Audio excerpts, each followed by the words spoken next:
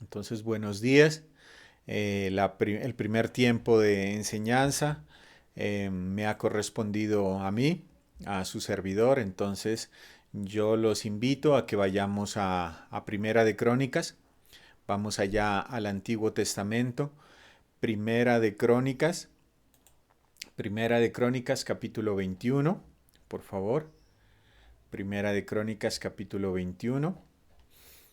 Vamos a leer hasta el versículo 24, yo creo, y algunas consideraciones en el tiempo que nos resta. Entonces, Primera de Crónicas,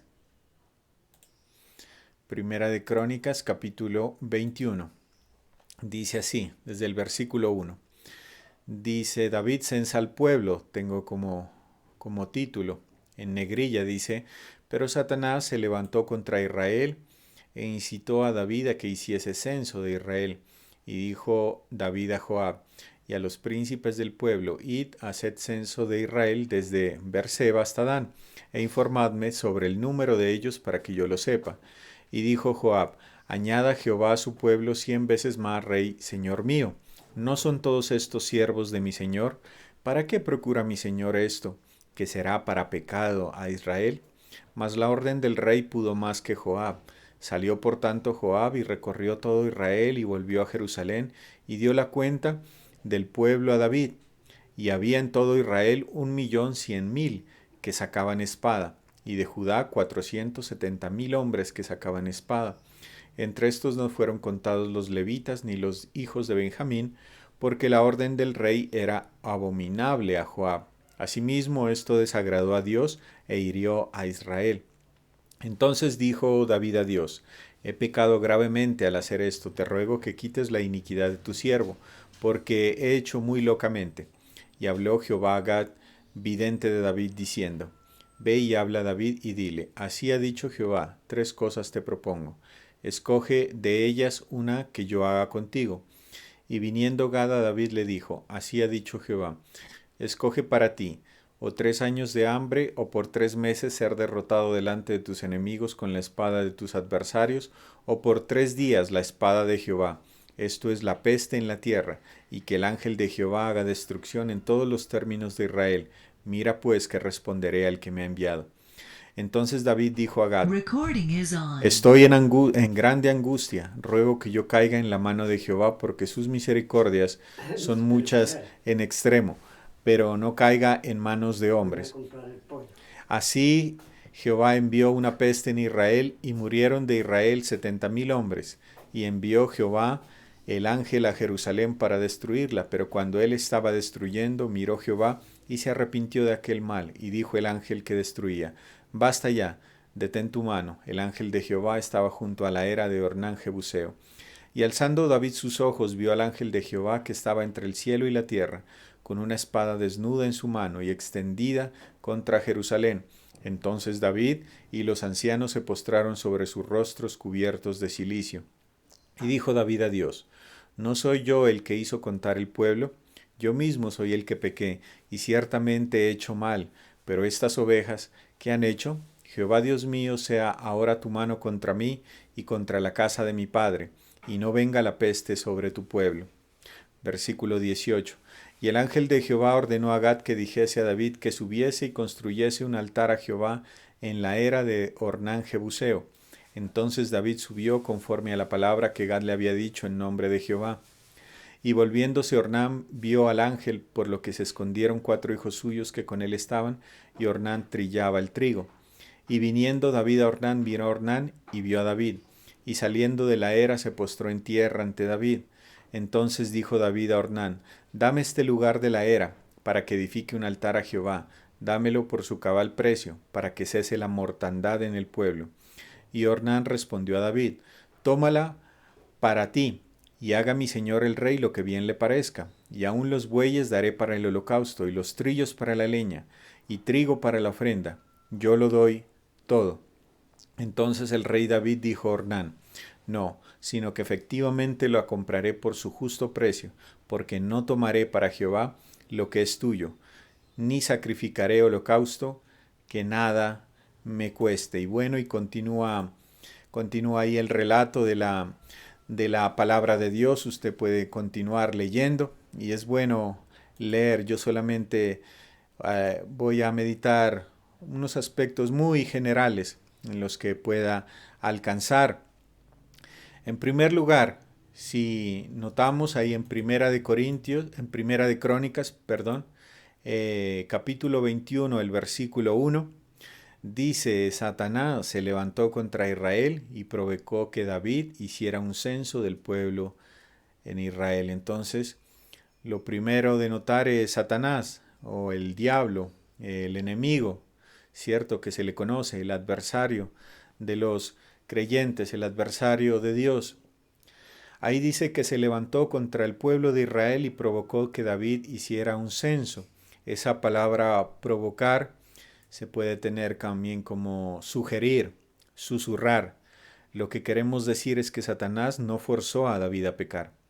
Dios permitió que Satanás tentara a David y David, escogió voluntariamente pecar. Lo primero que quiero notar de Satanás es que Dios, de forma soberana y permisiva, utiliza a Satanás para cumplir sus divinos propósitos.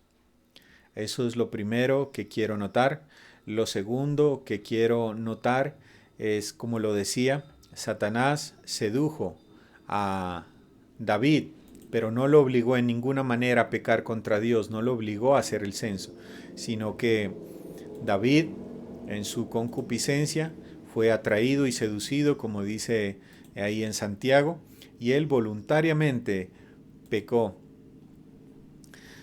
Había lo segundo que yo quería anotar, después de hablar del enemigo de nuestras almas, cómo él sugirió, cómo él le susurró, y por causa de esto David pecó. Pero ciertamente no fue obligado, sino que él voluntariamente lo quiso hacer así. Lo segundo que yo quiero notar es ese sentimiento de satisfacción que había en David. Si usted hace la lectura en capítulos anteriores, en Primera de Crónicas 20, usted puede notar que David había sido un hombre que por la gracia de Dios había derrotado a muchos pueblos enemigos, a muchos pueblos paganos. Él había ganado muchas guerras, muchas batallas. Y también ahí en la lectura de Primera de Crónicas 20, usted puede notar que había derrotado incluso a unos gigantes. Para derrotar a gigantes se necesita, ¿no?, mucha fortaleza y sobre todo del poder de Dios. Pero lo que quiero decir es que estas victorias, estas guerras ganadas, esta derrota de gigantes, habían ocasionado en David algo. Habían ocasionado en David que tuviera un sentimiento de satisfacción personal. Es decir, David tenía un corazón orgulloso. David estaba envanecido. David se sentía orgulloso de sus victorias militares y en su orgullo pensó que él podía censar al pueblo de Israel, incluso aunque el Señor no hubiera mandado que hiciese un censo, pues él fue y lo hizo. Lo hizo en desobediencia, pero también lo hizo en su orgullo. Eso, para notar algo, es que nadie o ninguno de nosotros caemos en pecado de la noche a la mañana, o porque sí, andando bien y de repente caí en pecado. No, no es así. Es que va trabajando la concupiscencia en nuestros mismos pensamientos, en nuestro mismo ser, y se va llenando de orgullo el corazón y comienza a pensar que puede hacer cosas que el Señor no ha mandado. El censo, ¿qué es el censo? Es hacer una lista oficial que da cuenta de la contabilidad del número del pueblo, pero en este caso específico podemos notar con la lectura que hicimos que el interés de David era contar su ejército, contar sus soldados. Eso era lo que quería David en su orgullo, quería contar a su ejército para saber cuán numeroso era, y de esta manera estaba confiando más en su fortaleza militar que confiando en Dios, que le había dado las victorias en estas batallas tan difíciles. Estaba comenzando David a enorgullecerse y a dejar de confiar en Dios para confiar en los hombres, para confiar en su fortaleza militar. Ahí tenemos entonces cómo en su orgullo comienza a censar a su ejército, cómo ocurre esto, pero vemos que no quedó así, sino hay unas secuelas de este pecado. David pecó al censar al pueblo, porque el Señor no le había mandado, porque lo hizo en su orgullo, porque estaba pensando más confiar en su ejército que en Dios, pero hubo unas secuelas de este censo, unas secuelas del pecado. Y así es, apreciados hermanos, todos nosotros tenemos que notar que cuando el corazón se enorgullece, cuando la mente se envanece y caemos en pecado porque somos seducidos, ya sea por el enemigo, por nuestra propia concupiscencia, caemos en pecado, hay unas consecuencias de eso. No vamos a quedar, o el Señor no tendrá por inocente al culpable. El alma que pecare, esa morirá. Entonces hay unas consecuencias para el pecado, hay unas secuelas que ahí, como leíamos, las secuelas es que el Señor le da 3 opciones. Le va a traer unas consecuencias por haber censado al pueblo, por haber pecado. Y en Primera de Crónicas 21:12 usted lo puede notar. El Señor le dice, escoge para ti o 3 años de hambre o 3 meses derrotado delante de los enemigos o 3 días de una peste, de una plaga. Y David, vemos cómo David escoge, ¿no? La tercera opción, la peste. ¿Por qué? La primera es el hambre. Y pienso que si usted contrasta este pasaje con el otro paralelo, pues tenemos que el pueblo ya estaba experimentando, parece ser ya 4 años, venían ya con 4 años de hambrunas, tal vez no tan fuerte, pero el Señor le dice, ¿quieres otros 3 años de hambruna y que sea más fuerte? Y él dice, no, ya lo hemos experimentado por 4 años y ha sido difícil la hambruna. Y 3 meses en las manos de los enemigos, y él dice, no, 3 meses en las manos de los enemigos, no, porque el corazón del hombre es despiadado. Mejor es caer en manos de Dios y por eso escoge los 3 días de la peste, de la plaga, porque dice él, mejor es caer en manos de Dios porque Dios es misericordioso. Y de una vez haciendo ya la aplicación para nosotros, hermanos, Dios ha sido misericordioso con nosotros en estos tiempos, pues no hemos caído aún en calamidad de hambruna, tenemos lo suficiente para comer, no hemos caído en manos de los enemigos, gracias a Dios, en manos de hombres, porque los hombres son sanguinarios y son implacables, más bien caímos en manos de Dios con esto del COVID-19. ¿Por qué?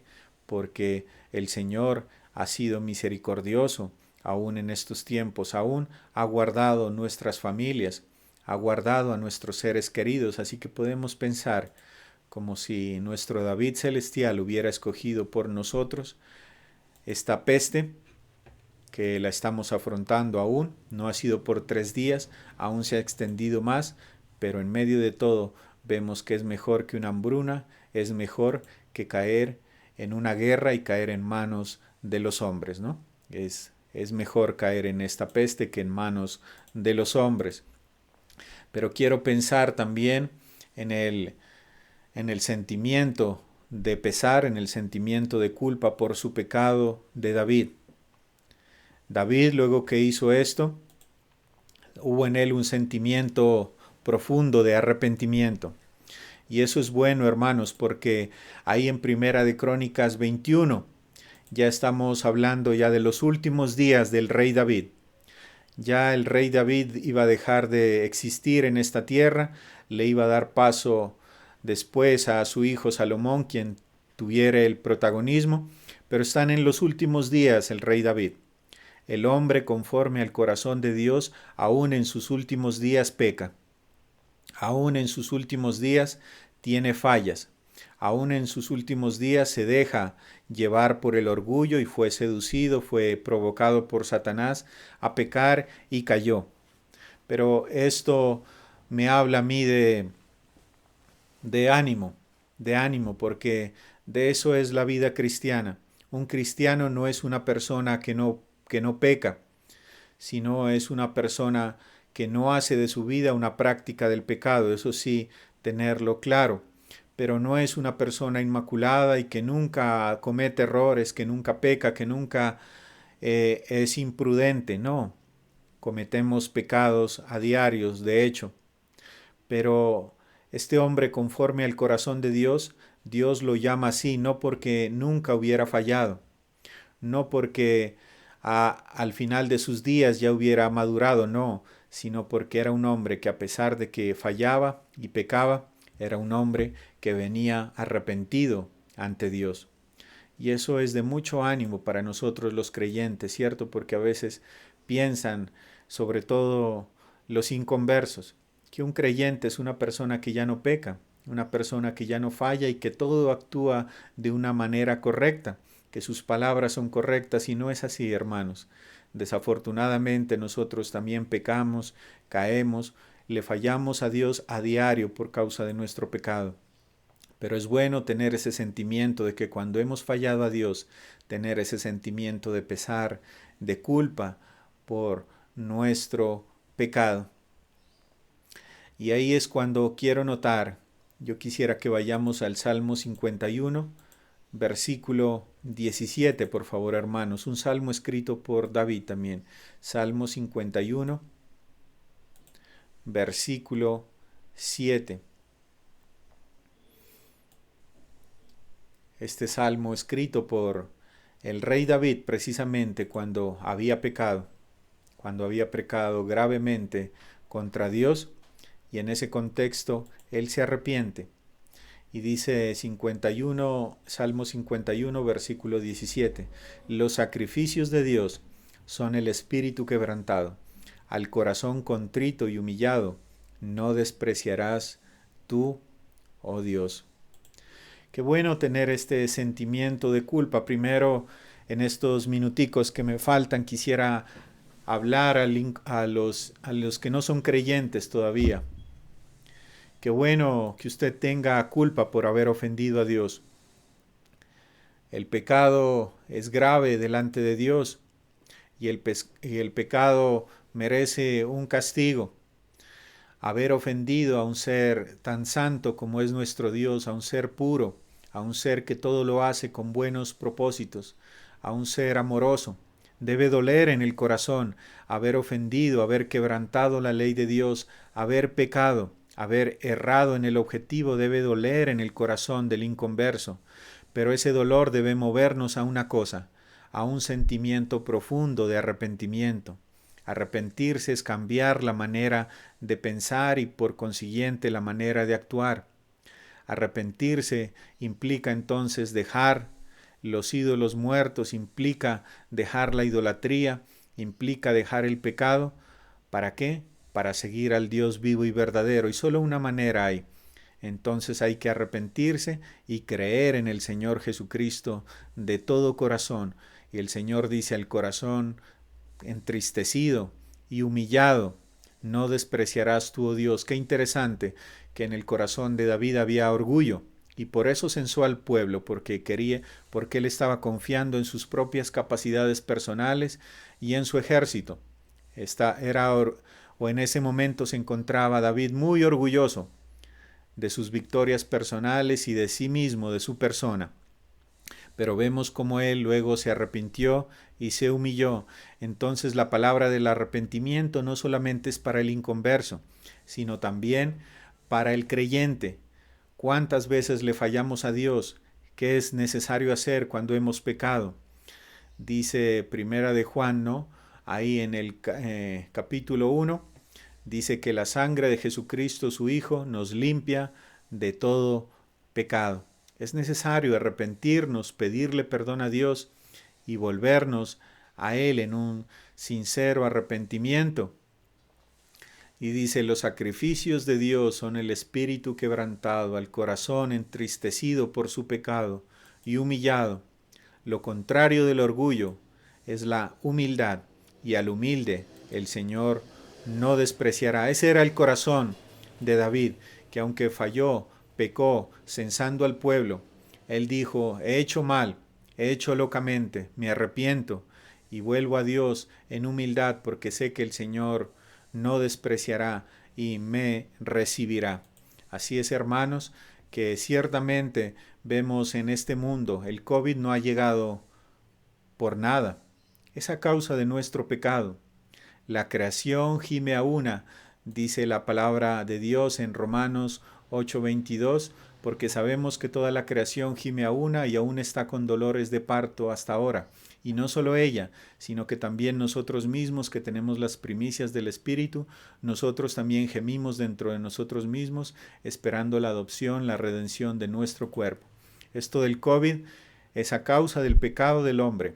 Estamos recibiendo lo que cosechamos precisamente, lo que sembramos, eso estamos cosechando.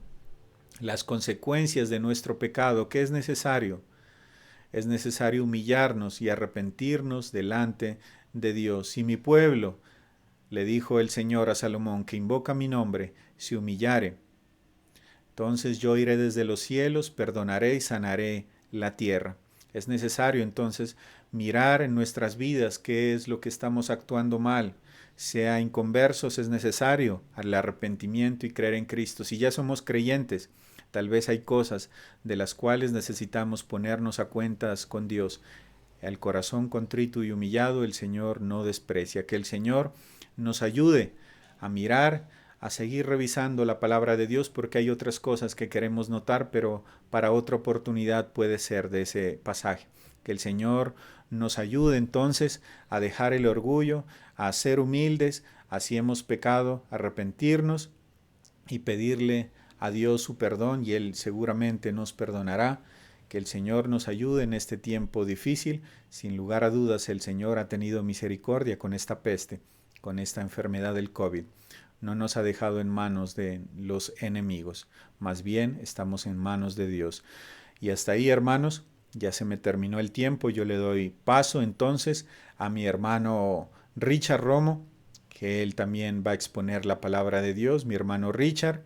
Entonces tenemos hasta las 11:30 más o menos para que usted exponga, y le pido que termine en oración también cuando finalice. Mi hermano Richard tiene la palabra.